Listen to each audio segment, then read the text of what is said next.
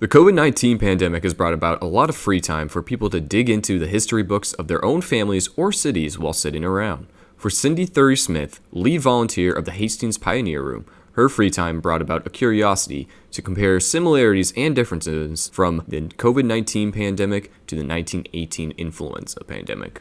I was doing a lot of research about that time frame because it was coming up to the 100th anniversary of women's suffrage.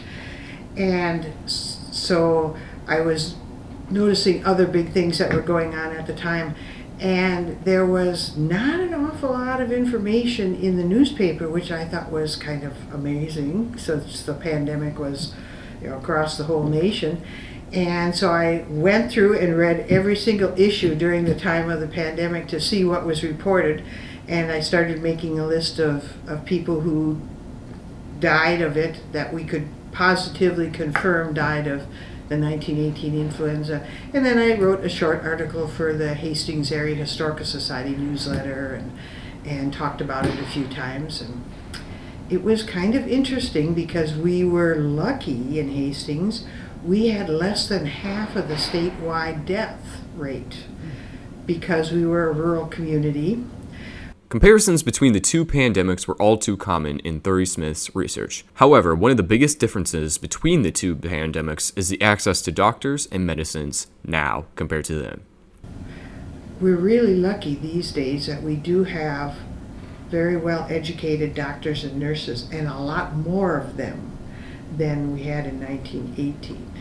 Hastings was considered a lucky town because it had 2 doctors, and a lot of small towns had none.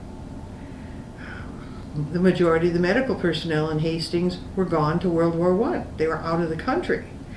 And so Hastings would advertise in the newspaper anybody who had any nursing training. They had to register any doctor. There's a 92-year-old doctor in Hastings that had to register with the government because they were going to call on him if they needed to.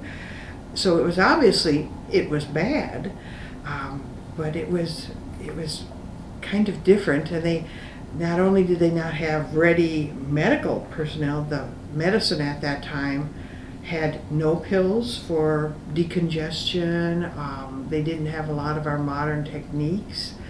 They didn't even have Kleenex. If you have influenza, you want Kleenex, but they didn't even have Kleenex back then. Thury-Smith enjoys coming to City Hall Week into the Pioneer Room to research the history of Hastings during the most interesting times in American history. Comparing these two pandemics, Thury-Smith hopes that lessons from the 1918 pandemic that may have been forgotten can help end this current one we're still living through. We have got options now that they didn't have back then. Cremation for one.